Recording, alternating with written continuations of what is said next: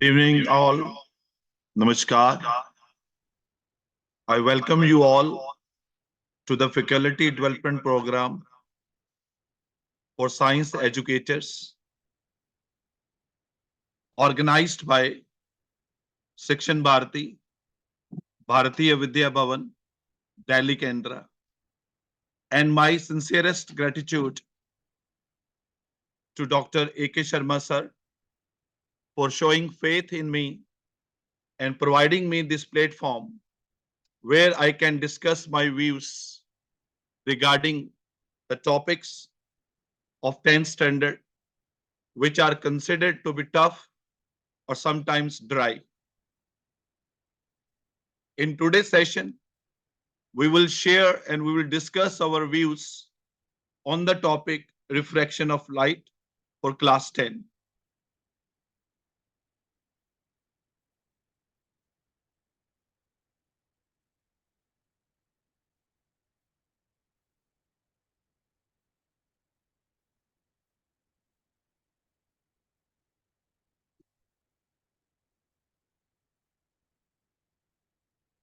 So let's begin the today's session with the topic refraction of light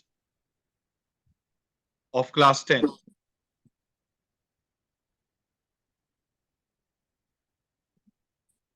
My dear fellow friends or science educators, this slide represents the vision of National Education Policy 2020. I discussed it in the last session also.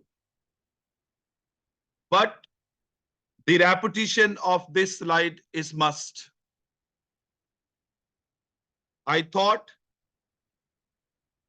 that you are required to explain the vision of NAP again so that you can align your all teaching strategies as per the vision of NAP, which says that all educators, facilitators, and mentors are to provide education to all means all,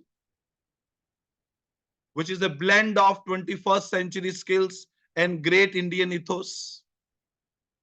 It means the education inside the classrooms as well as outside the classrooms should be able to develop 21st century skills and along with it a strong value system. So my dear friends, before planning any lesson for any class, it should be clear in our mind that what the NAP is saying. We should have in our mind that which skills our lesson is going to develop among the learners. So all our strategies in a teaching learning process should aim at developing 21st century skills.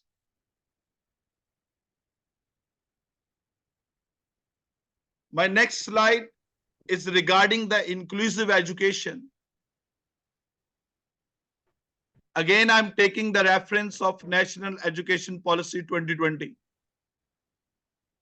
The NAP 2020 strongly recommends that the inclusive education should be an integral part of the school curriculum and all teaching learning processes. It's a very broader term, inclusive education. It includes n number of parameters. But I am today interested in one aspect of inclusive education, which is need-based instructions. Instructions as per the need of the learners. In a classroom, there are diverse type of learners. Some are slow, some are gifted. and both have different needs. So that's why it is a duty of a teacher, it's a duty of a mentor to provide differentiated instructions to the diverse learners present in the class. And for gifted children, we need to plan our lesson that can deliver some additional informations to those children because their demand is more. They are more focused. So there is no harm in putting additional informations in our lesson plan, which can cater to the needs of the gifted students, which normally go for various type of competitions and Olympiads. And the questions asked in the competitive exams and Olympiads are not based on NCERT, my dear friends. So we need to go beyond the NCERT textbook.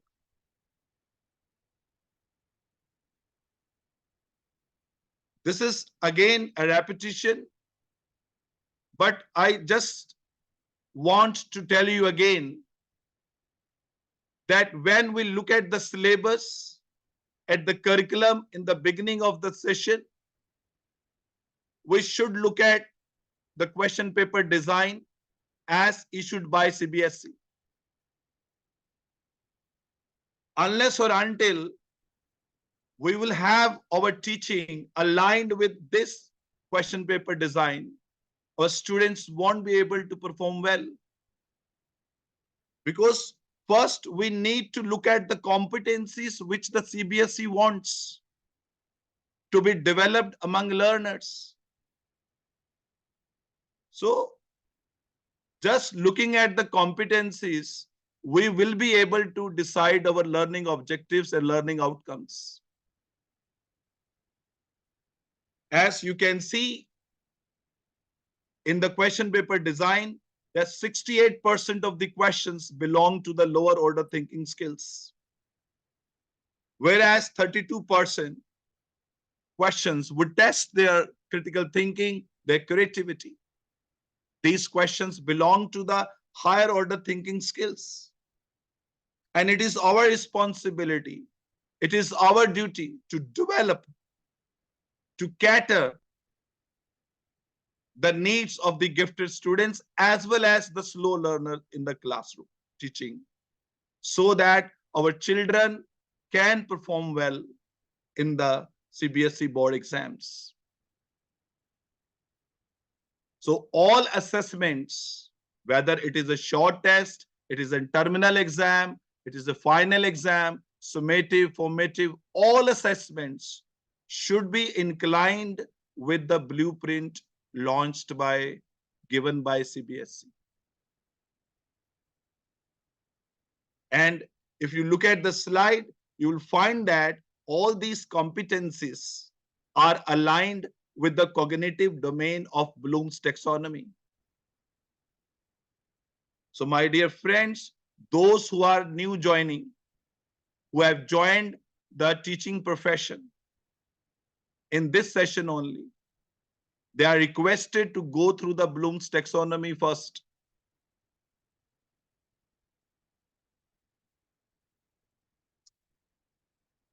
For today's session on refraction of light, these are the suggestive learning outcomes. That before planning a lesson, we have to see what we expect from our children after the end of the lesson. The expectations of the teacher from the learners are learning outcomes. So these are the suggestive learning outcomes aligned with the Bloom's taxonomy. You can see there are few learning outcomes in the beginning which are remembering based. There is a learning outcome which is based on the understanding, application, analysis, evaluation, creation. So we should try to touch all 6 levels of cognitive domain while deciding the learning objectives and the learning outcomes before planning a lesson.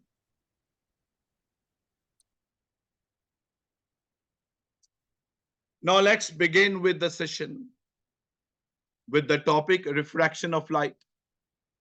My dear friends, in a transparent medium, the light travels along a straight line. This is called as rectilinear propagation of light.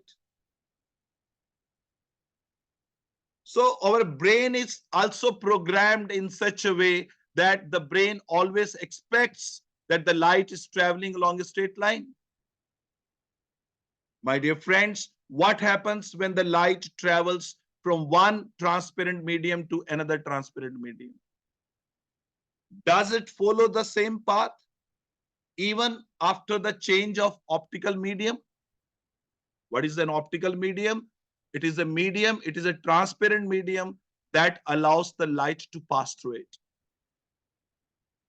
So in the beginning of this topic, in the beginning of the lesson, we can throw this question to the children. And my dear friends, you will get n number of replies from your children. Very creative replies from your children.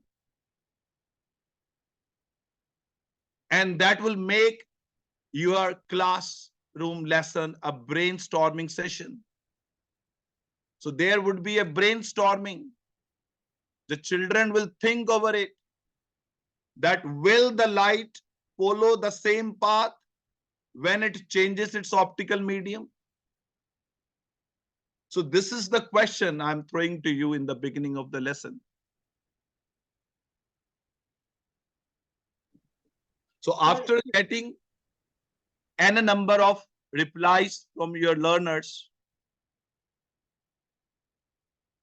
you can show them these magical activities. The pedagogy used here is called as gamification. Gamification pedagogy means addition of a gaming element into your lesson. So this is the first activity that we can show in the class. So very simple, cost effective. Just look at this diagram here. So when we put the water in the glass, you see the arrow, it is getting flipped. So you can show this activity before coming to the conclusion. So this will make the learning joyful, interactive, engaging, which the NEP demands from all teachers across Pan India. Then show them this second activity. To the right side, look at the pencil. It's almost straight, absolutely straight. But when we put water, see on the left side, this is my left side. So when we put the water in this container, then at the interface, at the boundary of water and air, the pencil appears to be broken. The pencil is appearing bent. You can throw this question to your learners for their brainstorming. This is the third activity you can perform in the class. So cost effective. You can perform this activity in your classroom teaching. Now you see, observer is looking at the coin that is actually placed at the bottom of a water container.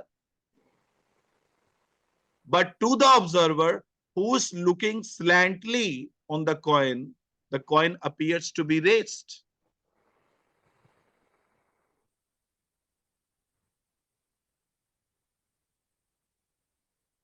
Now, after demonstrating these three activities during the lesson, the teacher can come to the conclusion of all these magical activities. that why this is happening, why the arrow is getting flipped after the addition of water in the glass, why the pencil at the interface appears to be broken, why the coin appears to be raised. What is the possible cause of all these magical activities?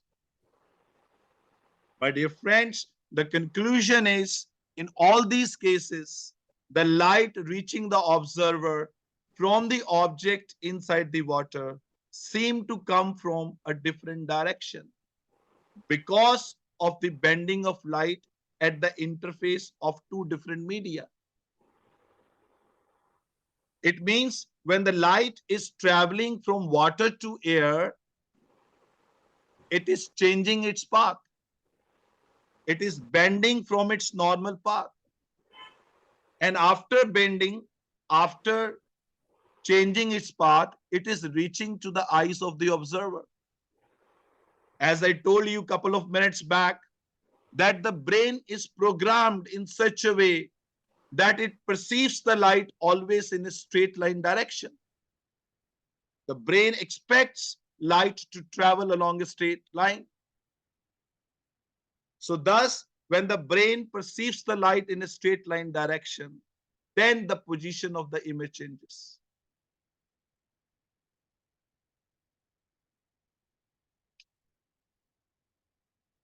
Now, I'm going to explain logically the reason behind flipping of an arrow,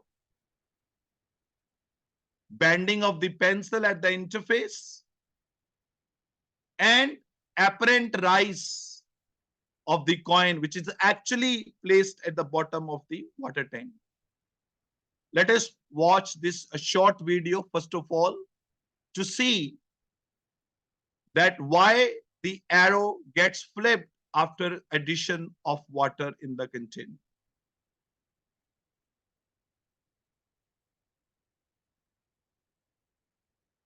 The speed of light. Pretty neat, right? Okay, let's do an experiment.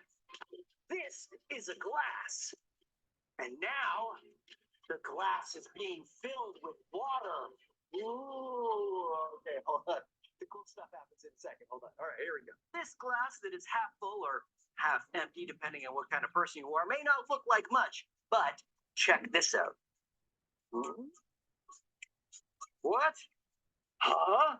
Why do the arrows reverse when they go in the water? Well, that's refraction. Refraction is something that happens to light. Remember, when you see something, you're not actually seeing the thing. You're seeing the light reflected off that thing that travels to your eyes. And on the way there, refraction can change what that looks like. It all has to do with density. Light goes slower when it travels through something more dense. Water is more dense than air, so light goes slower. Here's our arrow, and here's the light rays coming off it to our eyes. Now, when you put a glass of water in between, the light rays bend. The head of the arrow and the tail of the arrow bend in towards the center. They cross over each other and open up again. But now the light from the head of the arrow is on the other side, and same with the tail. It doesn't just reverse it, it can do all kinds of things. See, watch. If you get it closer, the arrow looks like it's getting bigger. If you take it further away, which is kind of hard to do, let me see if I can get that right. Whoa, it looks like it's getting smaller. And that's because the round glass is acting like a lens. And this is how magnifying glasses and microscopes and telescopes and even the glasses you wear on your eyes work. It all has to do with changing the angles of light to make something bigger or smaller or even flipped around in this case. It's refraction. Here's some fun you can have with printed out patterns and the refraction coming from your water. If you want to print out these patterns for yourself, the links are down below in the comments. So back to Ellie's question. When the pool skimmer is in the pool, it looks like it's bent or broken.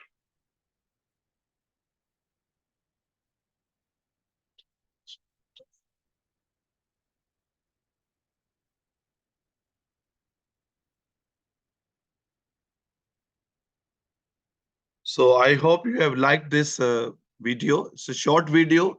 So you can draw this diagram on the board to explain the concept to the children, that why the arrow gets flipped after the addition of water in the glass. Now, just look at this next slide, which explains the bending of a pencil at the interface of two optical media. Here, one medium is air and the other medium is water. Now, look at the diagram here. Just see, when the light travels from the pencil, bottom of the pencil, which is inside the water, to the observer, then at the interface, it is getting deflected. It is changing its path. And when it reaches to the eye of the observer, whose brain is programmed, and the brain of the observer is expecting the light to travel along the same straight line. And as a result, the eye of the observer looks at the image. That's the apparent image of the real part of the pencil. The brain cannot see in a direction which is bent. The brain can see only in the same straight line.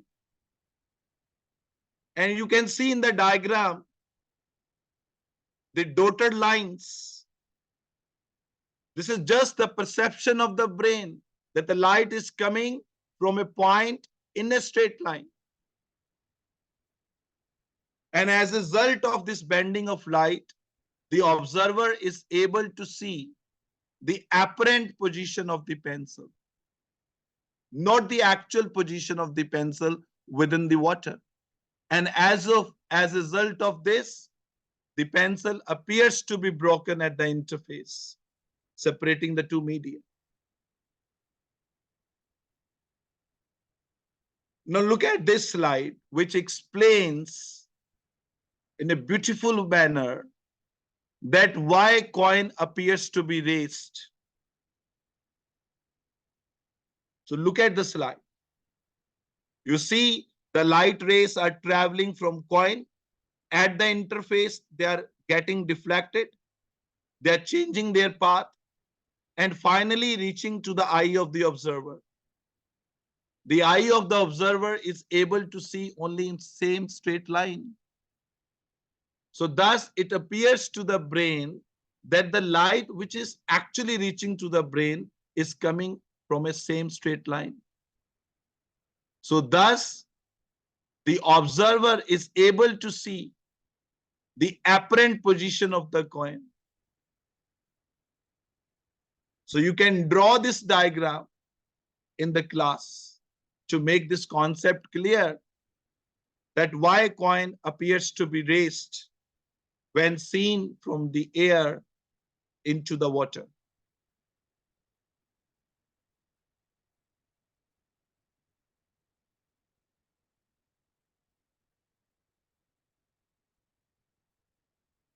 So thus, it is crystal clear that when the light travels from one optical medium to another optical medium, it deviates from its original path or bends away from its original path at the interface separating the two media.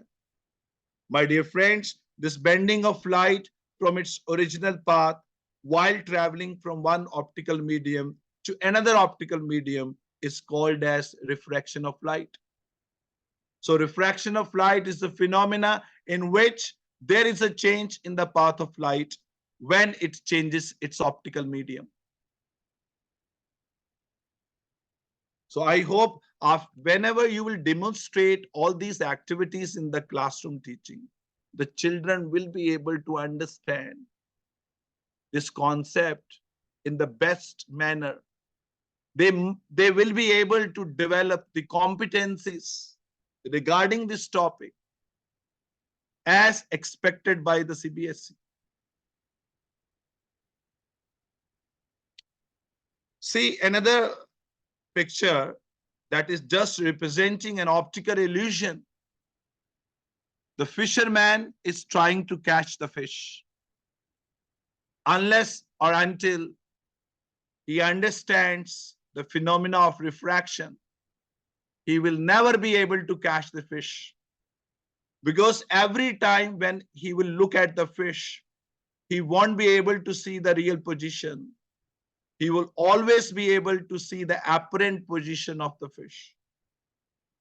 My dear friends, this is refraction of light.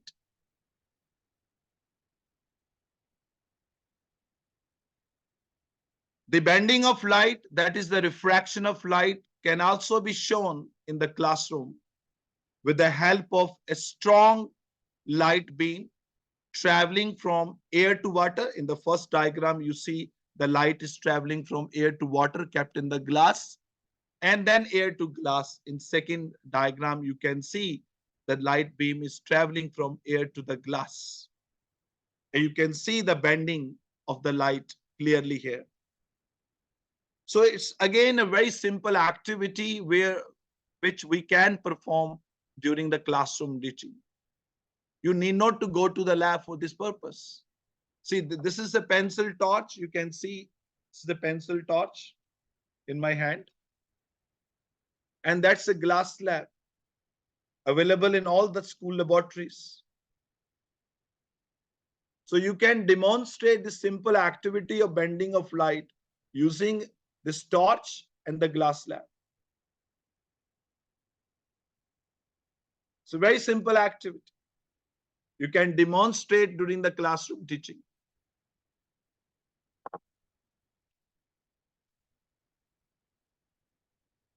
Now it's time to think, my dear friends. So I would request you all, please interact with me on this topic. We will be discussing today the beautiful concepts behind the refraction of light. Our purpose is not to give the definition of refraction in the classroom.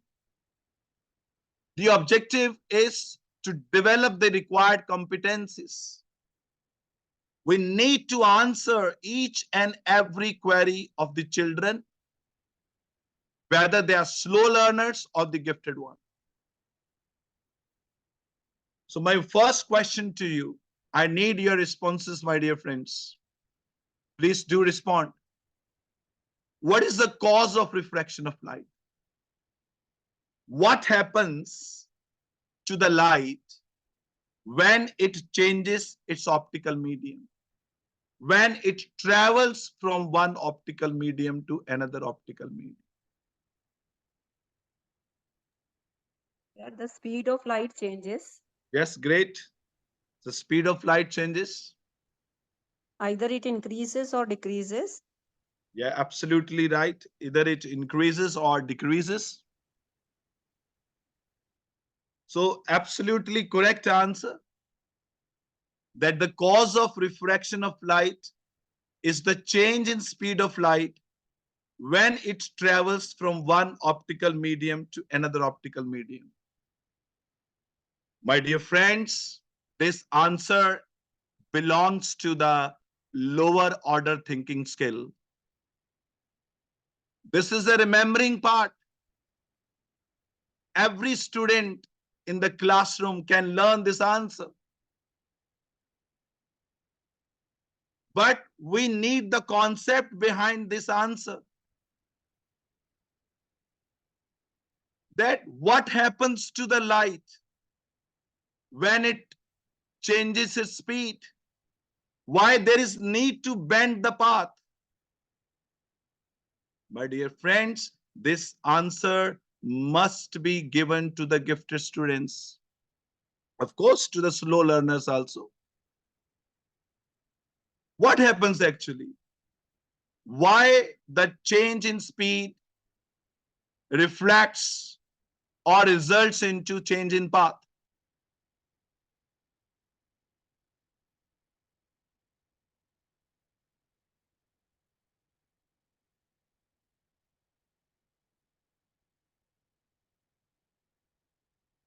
So there is a beautiful video, my dear friends. Please watch this video. It's a very short video. Please watch this video. This video will give the answer to my question that why the light changes its path when its speed changes. It's a beautiful answer. After this video, I will explain to you more regarding this concept.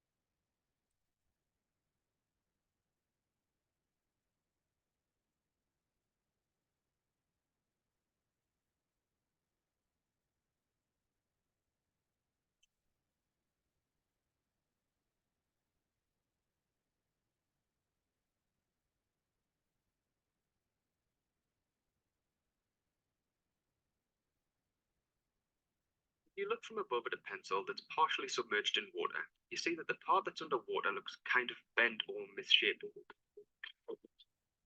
Remember that you see any object because light waves are coming off that object and reaching your eye, but those light waves behave differently in different materials. They travel faster or slower depending on the material. Light travels faster through air than it does through water or plastic. So when light traveling through air reaches a plastic block, for example, it slows down. My dear friends, please look at the pattern of the wave also. My next query is about this. Surface, then reaching a patch of sand. Just like the light wave, the car slows down as it reaches a different material. But now, imagine the car reaches the sand at an angle. As the first wheel reaches the sand, it slows down. But for a short period of time, the other wheels continue at a faster speed. Because the wheel on one side is going slower, the whole car turns slightly. Once the whole car is on the sand, it continues in a straight line, but not the same straight line that it was traveling on along the road. Light rays work in the same way. If light rays are moving through air and reach a different material at an angle, they'll change direction slightly. This is a ray box that we often use for light experiments. And this cover lets us beam a narrow ray of light from the bulb. If I aim the beam at the plastic block at an angle and turn the other lights in the room off, you can see the light beam is bent as it enters the plastic, and again as it exits. This happens just like the car reaching the sand. The speed of the light ray decreases as it reaches the plastic block, but then speeds up again as it exits the block. This bending of light is known as refraction. We can say that the light is refracted. Let's consider some of the details of what we're observing.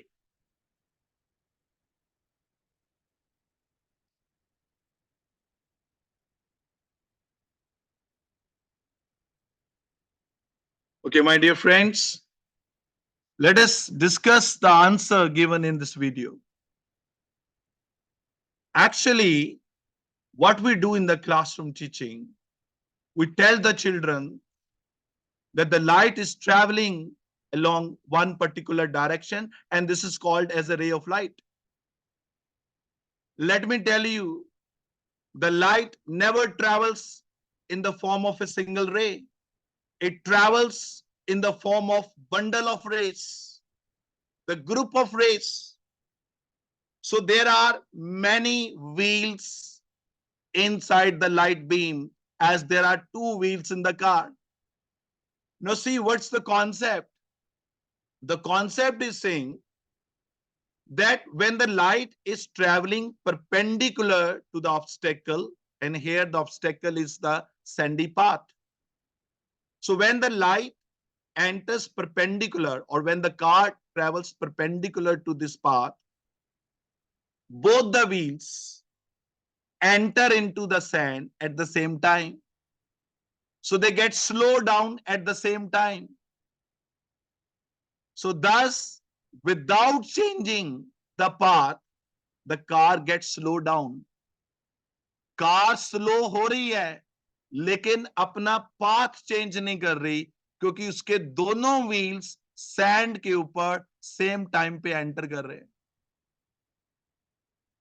But when the light or the car, I'm taking the car equivalent to a light beam here.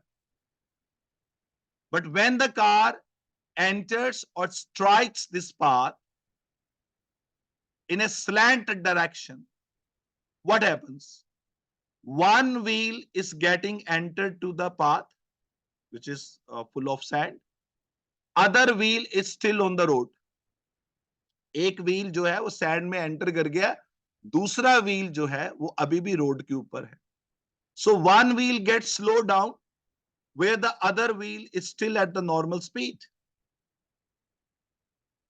So because of this, the car changes its path. Because one wheel is getting slower, whereas the other wheel is still at the normal speed. So in that case only, the car changes its path. But when the car goes out of this path, sandy path, again it acquires the normal speed. So thus, again the car starts traveling along the same initial path.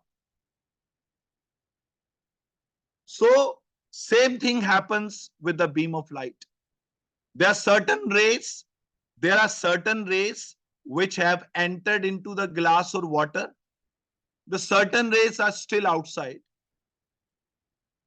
So the rays which have entered into the denser medium, they get slowed down.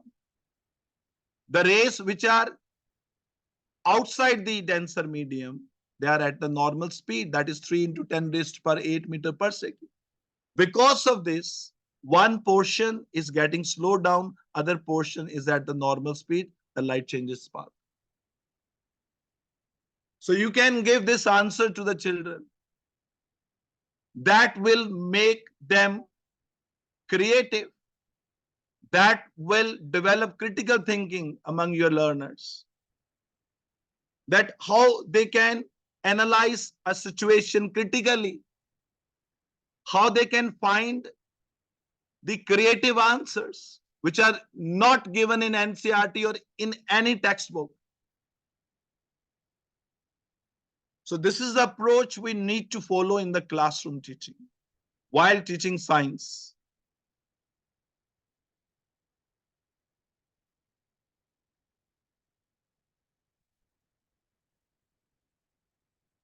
My dear friends, this is a very, very important property of the refraction of light. Whether it is given in NCERT or not, the children must know about this. That during the refraction of light, the frequency and phase of the light do not change. It's a very, very important concept. Phase, in the previous video, you must have seen how the light is traveling in the form of a sine wave. In the air, it is sine wave. In the glass also, it is sine wave. So iska matlab hai ki when light changes its optical medium, there is no change in the phase. It is still in the form of a sine wave. There is absolutely no change in the frequency. The frequency remains constant. Whereas the speed and wavelength of the light undergo a change. My dear friends, kindly mute yourself. So speed and wavelength of the light undergo change. And there is absolutely no change of energy of the light when it travels from one optical medium to another. So very, very important points. You must include these points in your lesson plan. Now it's the time to think again. This is a very important question. Many students will throw this question to you whenever you will teach this topic in your class. And the question is, this is a very, very genuine question of the students, that if the light is changing its speed, Why there is no change in their energy? Because the children of 10th standard will relate the energy of the light with the speed. So if there is a change in speed, why there is no change in the energy?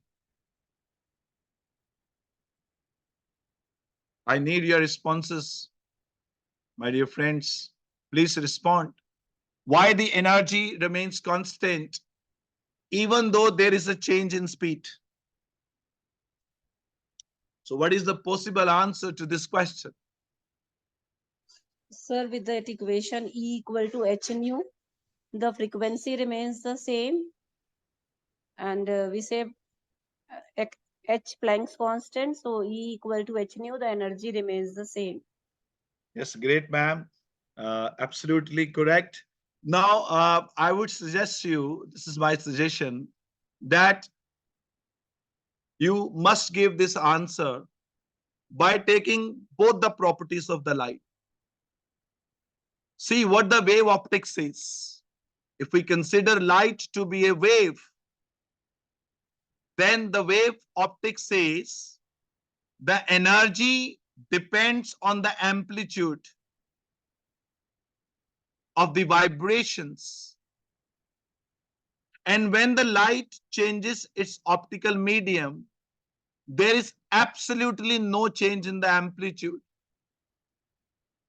And hence the energy remains constant. Remember, the energy of electromagnetic radiations, light is also an electromagnetic radiation, it doesn't depend upon the speed.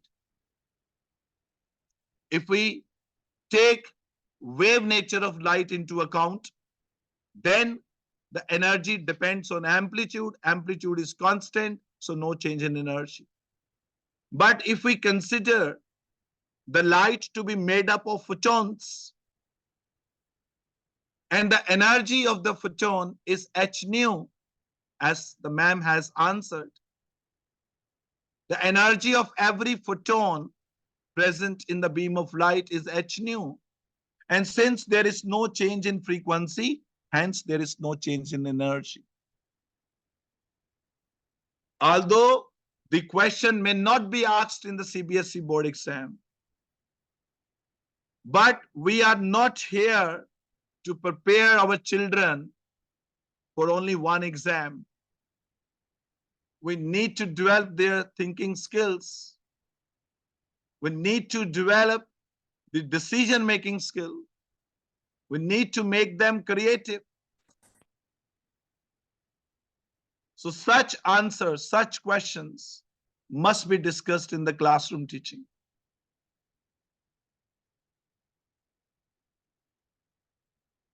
Okay, the next topic is refractive index. When a ray of light traveling obliquely from one transparent medium to another, it changes its direction. And what is the extent of change in the direction? कितना bending हुआ है? Light कितना decrease हुआ है in terms of speed? How much speed has reduced? कितना bending हुआ है? This is expressed in terms of refractive index. Refractive index is actually a relative speed of propagation of light in the different media. The refractive index of medium 2 with respect to medium 1, represented by N21, is actually the ratio of speed of light in medium 1 to the speed of light in the medium 2. So you can tell your children that the medium 1 may be a rarer medium or a denser medium, and vice versa. So what is the refractive index? It is actually the ratio of two speeds.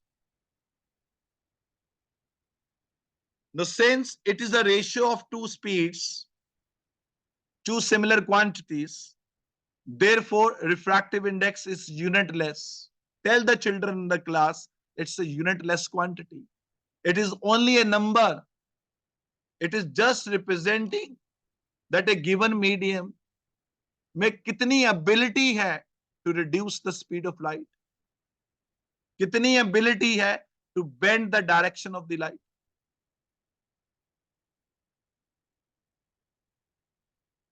Now, if the medium one is air or vacuum, means if the light is coming from air or vacuum and getting entered into another medium, then the refractive index is called as absolute refractive index. So we have relative refractive index, we have absolute refractive index. In absolute refractive index, my dear friends, the medium one is always air or vacuum.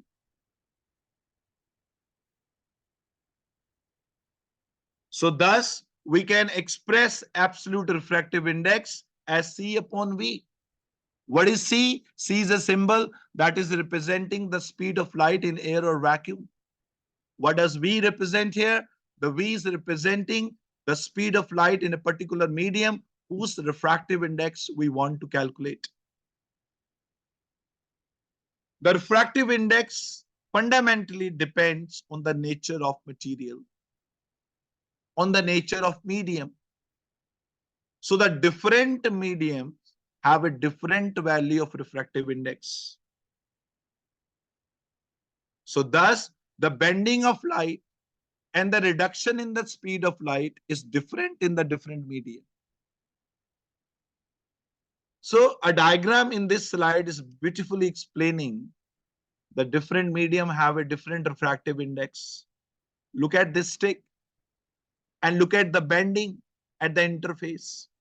See, there are two types of liquids here. One is water, another is an oil.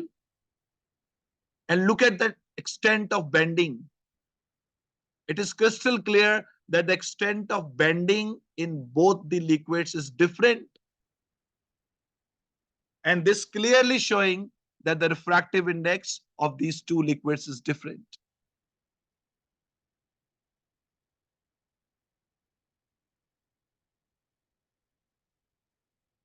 We all know this thing that the speed is equal to the product of wavelength and frequency.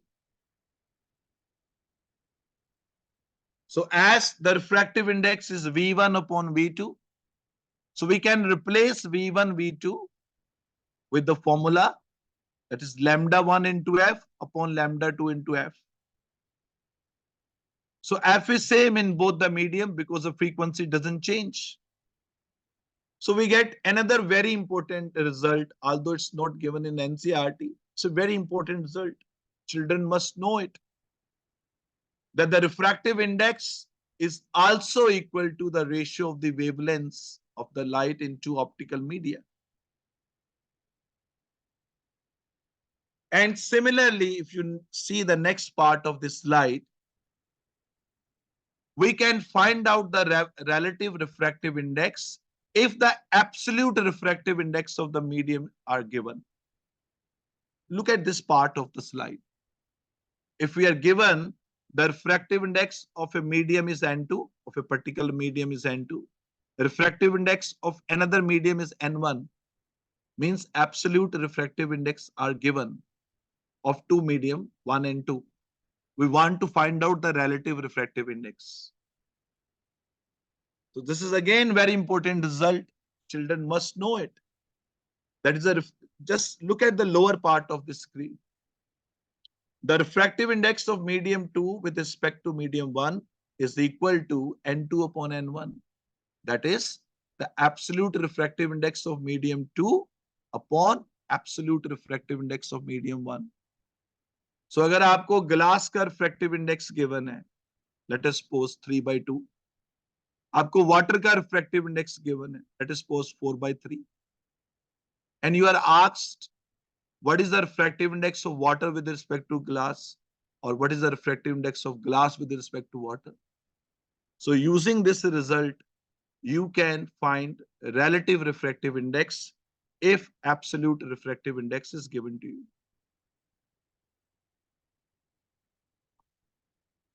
The refractive index, apart from the nature of the medium, also depends on the wavelength of the light. There is a formula written here, n equals to a plus b upon lambda square plus c upon lambda 4 plus so on. This is called as Cauchy's formula. This formula has a very important significance that the refractive index depends on the wavelength of the light. My dear friends, when you teach the topic of dispersion, that's the splitting of light into its 7 components, there you must tell this formula to the children. And they would understand that why the white light is getting splitted into 7 colors. Because the violet light has a minimum value of lambda. So when lambda is minimum, look at the formula, the refractive index offered to the violet light would be maximum. Red light has a maximum value of lambda. So when the red light enters in the glass, it is offered with the minimum value of refractive index. So thus, a medium offers different refractive index to the different colors. So very important information we need to give it to the children in the classroom teaching. And now it is crystal clear that the medium which will have higher refractive index will be called as optically denser medium, and which has lower value of refractive index in relative, that would be called as a rarer medium. So when we compare the two medium, one is optically denser, another is optically rarer, depending on the value of their refractive index. There is another very, very important question. What is the difference between mass density and optical density? क्या ये दोनों terms same है? This is very important point which we should discuss with the children. Does higher mass density mean higher optical density? So here you can perform one activity in the classroom. I would suggest you one activity. Take 2 containers. In one container, you take water. In other container, you can take kerosene oil or turpentine oil. We all know that kerosene is lighter than water. Kerosene is lighter than water means the mass density of kerosene is lesser than water. Kerosene की mass density water से कम है. दोनों के अंदर आप एक pencil emerge करो, and you would find कि kerosene के अंदर जो बेंडिंग है पेंसिल की एट द इंटरफेस वो लार्जर है एज कंपेयर टू वाटर. और you can do this demonstration. आप दोनों के ऊपर लाइट बीम हिट कराओ and just look at the bending. Water में ज्यादा हो रही है कि कैरोसिन में ज्यादा हो रही है? एंड यू विल फाइंड कि कैरोसिन के अंदर बेंडिंग ज्यादा हो रही है. सो कैरोसिन की मास डेंसिटी वाटर से कम है, लेकिन लाइट की बेंडिंग वो ज्यादा कर रहा है. लाइट की bending is representing optical density. Optical density means to what extent this medium is able to change the direction of light. So mass density and optical density are not the same terms. Water is more denser than kerosene in terms of mass, but kerosene is more denser than water in terms of optical density. So optical density of kerosene is larger than water, whereas mass density is smaller. So there are 3 cases in this slide where the light is traveling from one optical medium to another optical medium. You please look at the 3 slides carefully. In the first case, you see The light is traveling from air to water. In the first diagram, you see the light is traveling from air to water. That is from a rarer medium to denser medium. And see, the beam of light is getting deflected towards the normal. It means when the light travels from an optically rarer medium to optically denser medium, it bends towards the normal. And the angle that the incident ray makes with the normal is called as angle of incidence.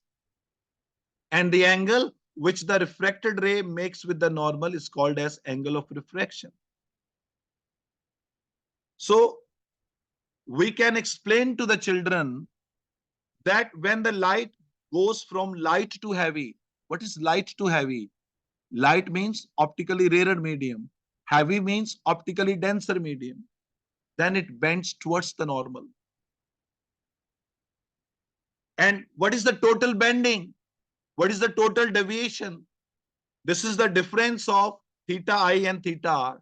That is the angle of incidence and angle of refraction. In the second case, the light is traveling from an optically denser to a rarer medium. Glass to water. And look at the diagram. The light is bending away from the normal. So we can tell the children that when the light travels from heavy to light means denser to a rarer medium, it bends away from the normal. And look at here at the bottom of the slide. Here the deviation is equal to theta r minus theta I. That is the angle of refraction minus the angle of incidence. And in the third case, it's a very, very important point here. In the third case, look at the diagram. The light is falling perpendicularly at the interface, at the boundary separating the two media. Without any change in its path, the light is getting entered into the second medium. Here, the mediums are different. Refractive index be different there. But the light is not changing its path. There is absolutely no bending of light. The light is going straight. And here the angle of deviation is 0. A couple of minutes back, I was discussing with you just the example of a car getting entered on a obstructive surface. I told you there कि अगर उसके दोनों wheel same time पे enter करेंगे so car की speed lower होएगी लेकिन वो अपने पास से डेविएट नहीं होएगी. लेकिन अगर एक व्हील पहले एंटर कर गया एक बाद में एंटर करेगा तो कार अपनी डायरेक्शन चेंज कर लेगी. My dear friends, this is also a case of refraction. Do not ignore it. This is also the case of refraction, but there is no bending. This is also refraction. I'm quoting my very respected sir, Dr. S.C. Verma. You may find in some books where it is written that this is not the refraction. Let me tell you, my dear friends, this is absolutely the case of refraction, and I'm going to prove within few minutes. To tell your children also that this is the case of refraction. No bending. So it is not mandatory for light to bend whenever it changes its medium. It's not mandatory. Light will change its path only when it hits the boundary slantly at a particular angle. And when it hits the surface perpendicularly, there won't be any change in the path. It will go straight. So here there is no deviation. So let's quickly see the laws of refraction. You can see in the diagram how the light is traveling, getting deflected, and again returning to its normal path. So there are 3 laws of refraction. The first one says, whenever light travels from one optical medium to another, the frequency of the light and phase of the light do not change. The incident ray, refracted ray, and the normal to the interface at the point of incidence all lie in the same plane.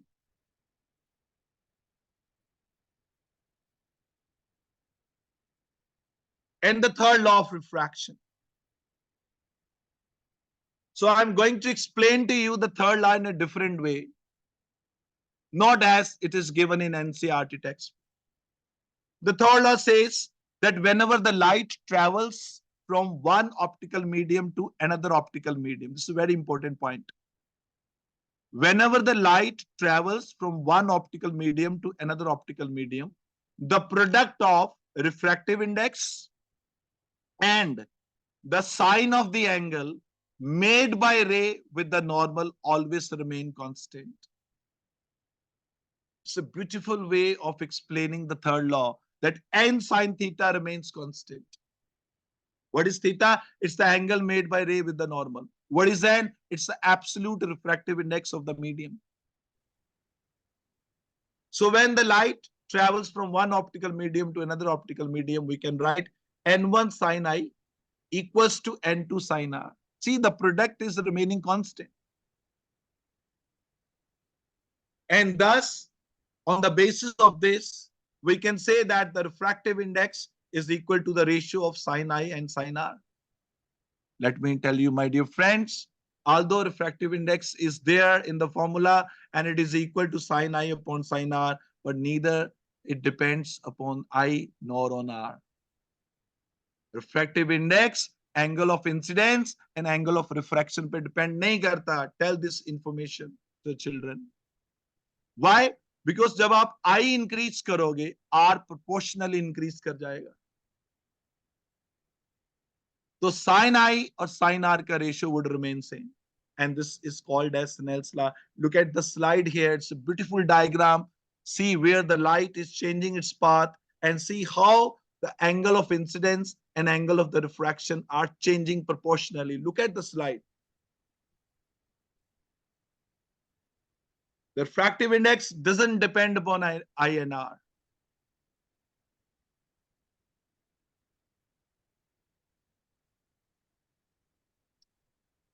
Now, there is a question, as I was discussing with you a few minutes back. Is the normal incidence of light on a plane refracting surface leads to refraction? So, as I was telling you, कि कुछ books में ये लिखा हुआ है, it is mentioned in some books that this is not the case of refraction. Why this is not the case of refraction? As it is obeying the Snell's law, what I told you in the Snell's law, that n sine theta should remain constant. N sine theta. In first medium, what is the angle of incidence? It is 0. N sine 0 is 0. Whatever is the value of n. And when you enter in the second medium, again, angle of refraction is 0. So n sine r, n2 sine r. So again, n2 sine r is 0. So the product of n sine theta is 0 in first medium. It is also 0 in the second medium. So Snell's law is absolutely obeyed here. So this is a case of refraction. We will call this case a part of the refraction. So इसका मतलब ये है कि light अपने path को, अपनी direction को तभी चेंज करेगी अगर वो स्लैंटली हिट करेगी. In normal incidence, it won't change its path, although it is getting slowed. Medium change हुआ है, लाइट की स्पीड कम होएगी, लेकिन पाथ चेंज नहीं हुआ. So this is absolutely a case of refraction. So the next slide is showing the refraction of light through a glass slab. This is a simple activity that we can perform in the physics lab, which is showing that in case of a uniform glass slab, if you look at the diagram here, the incident ray is parallel to the emergent ray. In a glass slab, the incident ray and the emergent ray are always parallel to each other. one more information which needs to be conveyed to the children, that in case of a glass slab, the angle of incidence is always equal to angle of emergence. Look at the bending at the face PQ and look at the bending at the face SR. Same extent of bending. Why? Tell the children. ये तभी possible है अगर दोनों faces के cross medium same है. When we tell our children that the incident ray is parallel to emergent ray and the angle of incidence is equal to angle of emergence, then tell one more information, that this is true only when the medium on the opposite side of the glass slab are same. They have same refractive index. So incident ray and emergent ray are parallel. But if you look at the diagram, the emergent ray is sideways displaced. Look at this, the dotted part of the incident ray and the emergent. Although they are parallel, but they are not traveling along the same direction. There is sideways displacement. And this sideways perpendicular displacement is called as lateral displacement. This is lateral displacement. So in the diagram, the CE is showing the lateral shift or the lateral displacement. Next, we have real and apparent depth. As I explained to you in the beginning of the session, that when we look at the coin obliquely, the coin appears to be raised. So we are able to see the apparent position of the coin. So it means the apparent depth that appears to the observer is lesser than the actual depth. And this is because of the refraction of light. This is because of the bending of light.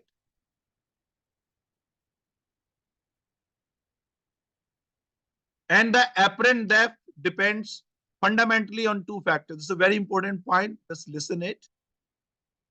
The apparent depth, मतलब coin आपको कितना raised appear होगा,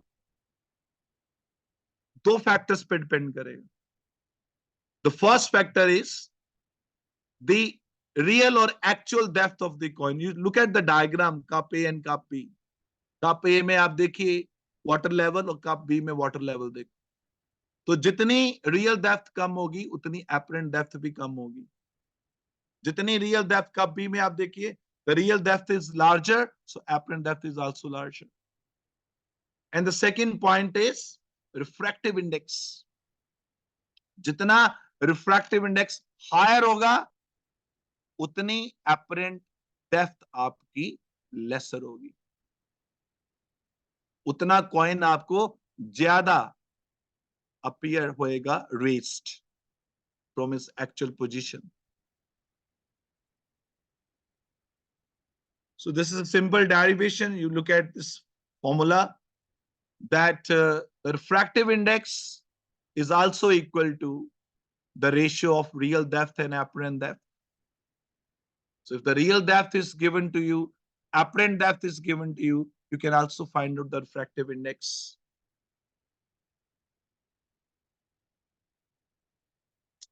So this is an assessment aligned with Bloom's taxonomy. These are the few suggestive questions you can ask from your children. You can give these questions to the children as a part of their homework assignment. So questions are touching all 6 levels of the cognitive domain of Bloom's taxonomy. They're questions based on remembering, understanding, application, analysis, evaluation, and creation. So try to have an assessment that is aligned with the cognitive domain of the Bloom's taxonomy.